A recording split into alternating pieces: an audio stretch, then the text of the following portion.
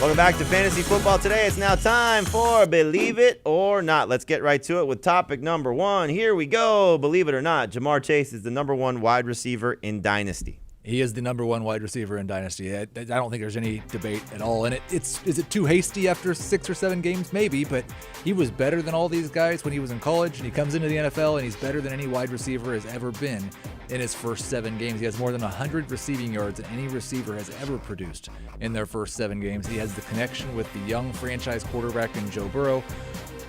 Justin Jefferson might be better. DK Metcalf might be better. A.J. Brown. But if you have to bet on one of those guys, I'm betting on Chase. All right, you agree with that, Chris? Are you taking JaMarr Chase number one right now in the startup Dynasty League at the wide receiver position?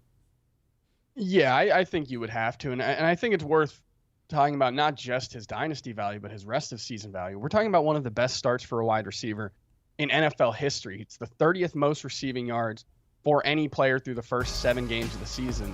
And of the 29 who had more receiving yards, only 7 had more than Chase's 6 touchdowns. He has 35 targets in his last 4 games, too.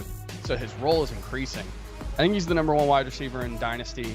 He's a year younger than Justin Jefferson was when Justin Jefferson had his big rookie season. So, yeah, I think all signs point to Chase being the number one Dynasty wide receiver and probably a top 5 or 6 wide receiver the rest of the season. Let's see what the Twitter world believes or doesn't believe in regards to this. And no surprise here, they believe that JaMarr Chase is the number one wide receiver in Dynasty. So hopefully the young man continues on the pace that he's on. Just an unbelievable performance against the Ravens. And Marlon Humphrey, by the way, that was no joke of a matchup that he had. And he certainly took advantage of it with over 200 yards receiving. Let's go now to the next one. Another rookie who's playing really well, Kyle Pitts. So believe it or not, Kyle Pitts is a top 3 tight end rest of way. And I think I'm done agreeing with the public because you know they're going to agree with this one. I still am not to this point yet. I can't say that I'm taking Kyle Pitts over Travis Kelce. He's not been as good as him. I can't say I'm taking Kyle Pitts over Mark Andrews. He's not been as good as him. And I'm not ready because of a 0.2 difference to say that he's going to be better than Darren Waller rest of the season. I think it's really a decent debate between him and Dalton Schultz and Rob Gronkowski if Gronk gets back soon as far as who is number 4. But I do think this is a probably a sell high opportunity on Kyle Pitts.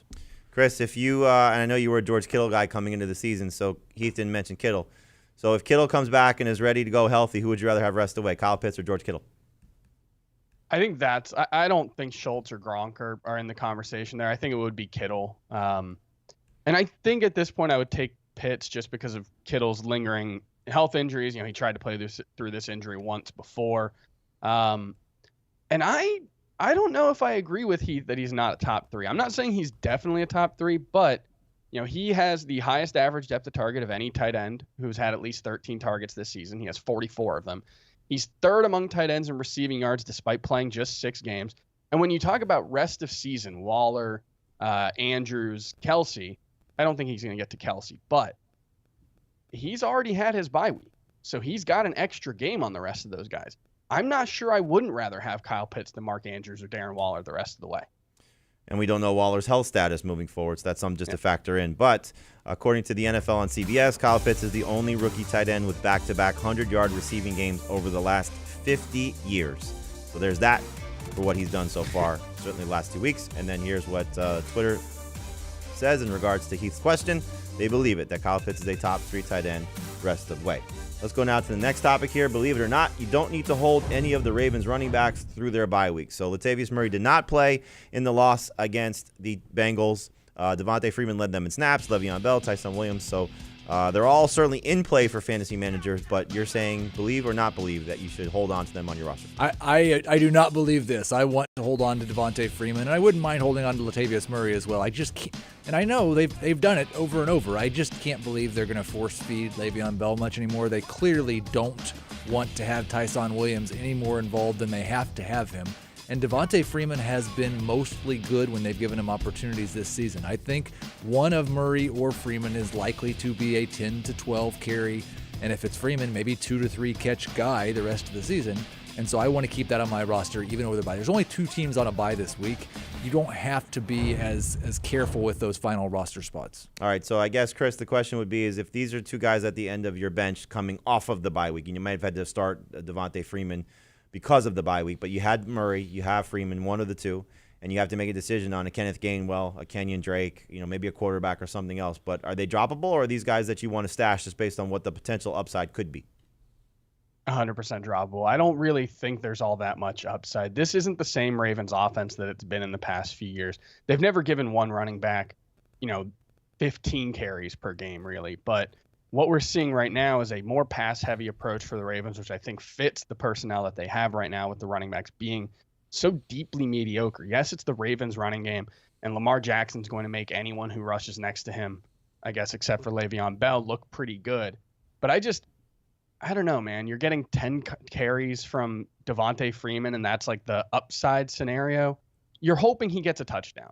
And maybe he's more likely than most 10 to 11 carry running backs to get a touchdown. But he played 39% of the snaps in this one. There was a 3-way split for 11 carries. I just don't think this is that great of a situation. I'm totally fine dropping any of those running backs. And you see what Twitter believes. So you don't need to hold any of the Ravens running backs through their bye. Twitter believes it. I think the one thing that I would say in regards to this entire situation is the trade deadline is a week from Tuesday, and you would not be shocked if we hear Marlon Mack to the Ravens. Maybe David Johnson, a reunion with Mark Ingram to the Ravens. I'm going to guess they're going to be aggressive in trying to find an answer to this backfield problem because these guys are not getting the job done for what Baltimore's running back situation has been in the past. Remember, they're down J.K. Dobbins, they're down Gus Edwards, their 2 top running backs out for the season. So we'll see what happens moving forward with Baltimore's backfield. All right, last topic for today. Believe it or not, Khalif Raymond is a waiver wire priority. I 100% believe it, and it doesn't make any sense, but he has been heavily involved in this pass attack basically since week 3, has the same target share as TJ Hawkinson. This is a team that's going to have to continue throwing the ball a ton, and I think this week against the Eagles, the type of short area targets that he gets, the things that he does after the catch, is exactly the thing you want to attack that defense. He's going to be a borderline number 3 wide receiver for me. 15 targets in his last 2 games, 4 of his last 5 games, 6 or more targets. So, Chris, is he a guy that you're going to be prioritizing off the waiver wire this week, knowing that there's only 2 teams on a bye? Yeah, with only 2 teams on a bye, probably not. It would be hard for me to find space for him in my lineup. You'd have to be pretty desperate at wide receiver. I haven't done my rankings yet for week 8, but I would be shocked if he was inside the top 40. All right, so Chris not agreeing with Heath. What does Twitter say in regards to this? Not a waiver wire priority, but again, we are still talking to some fantasy managers in deep 12-team leagues, 14-team leagues, 16-team leagues. His roster percentage right now is 6%, so hard to find somebody who's going to at least get the same target share from their quarterback that we're seeing for Khalif Raymond, and maybe he has another surprise performance as well.